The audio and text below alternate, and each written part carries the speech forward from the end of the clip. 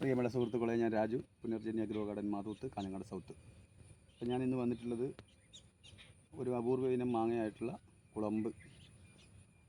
ഇന്നിപ്പം വളരെ പ്രശസ്തിയായിട്ടുള്ള ഒരു മാവാണ് കുളമ്പ് മാവ്. പേര് പോലെ തന്നെ കുളമ്പ് എന്ന് കേൾക്കുമ്പോൾ തന്നെ നമുക്കറിയാം അത് ശ്രീലങ്കയുടെ ഒരു മാവാണ്.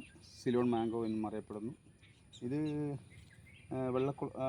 വെള്ളക്കുളമ്പ്, അതുപോലെ കറുത്ത കുളമ്പ് എന്ന രണ്ട് തരത്തിലും ഉള്ള മാങ്ങയുണ്ട്. ഇത് ഏകദേശം വെള്ളക്കുളമ്പാവാനാണ് സാധ്യത. ഒരു 3 വർഷം ആവുന്നതിന് മുമ്പ് തന്നെ കായ്ക്കുന്ന ഒരു മാവിനാണ് കുളമ്പ്. നല്ലൊരു മാവാണ്. പുഴുക്കുത്ത് തീരെ ഉണ്ടാവില്ല. ഇതിൻ്റെ പുറം തൊലി കട്ടി കൂടുതലാണ്, അതുകൊണ്ട് പുഴുക്കുത്ത് ഉണ്ടാവാറേ ഇല്ല. നമുക്കിത് പഴുത്താൽ നല്ല രുചിയാണ്. അതുപോലെ നമുക്ക് അച്ചാർ ഉണ്ടാക്കുവാനും എല്ലാത്തിനും ഉപയോഗിക്കാൻ പറ്റുന്ന ഒരു നല്ല മാങ്ങയാണ്. ഇത് പണ്ട് സിലോണിൽ നിന്ന് സഞ്ചാരികൾ കൊണ്ടുവന്ന് നമ്മുടെ നാട്ടിൽ ഉണ്ടാക്കിയിട്ടുള്ളൊരു മാവാണിത് കുളമ്പ്.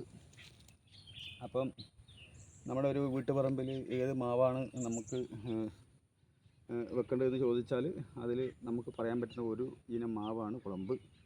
ധൈര്യത്തിൽ വെക്കാം, കാരണം ഒരു 2 വർഷം ആകുമ്പോഴൊക്കെ തന്നെ ഇത് പൂ വരുന്നുണ്ട്. ഇതിപ്പം ഉള്ളത് ഒരു പാറയിലാണ്. പാറയിൽ ചെറിയൊരു കുഴിയാക്കി അതിൽ വെച്ചുള്ള ഒരു മാവാണിത്. അപ്പോൾ ഇതിൽ കഴിഞ്ഞു, നമുക്കൊരു മാങ്ങ ഉണ്ട്, ഇത് വീണിട്ടുണ്ടായിരുന്നു. നമുക്കിതൊന്ന് മുറിച്ച് നോക്കാം. ഇതിൻ്റെ ഉൾവശം എങ്ങനെയുണ്ടെന്ന് നമുക്ക് നോക്കാം. ഇത് വീണ് കിടക്കുന്നുണ്ടായതാണ്.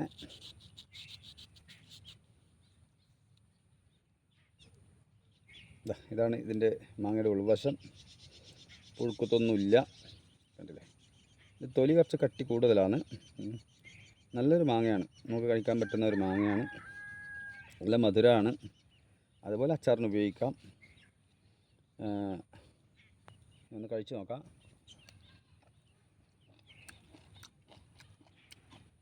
നല്ല സൂപ്പർ ടേസ്റ്റാണ് കുളമ്പ്. നമുക്ക് വീട്ടുപറമ്പിൽ തൊലി കുറച്ച് കട്ടി കൂടുതലാണ്.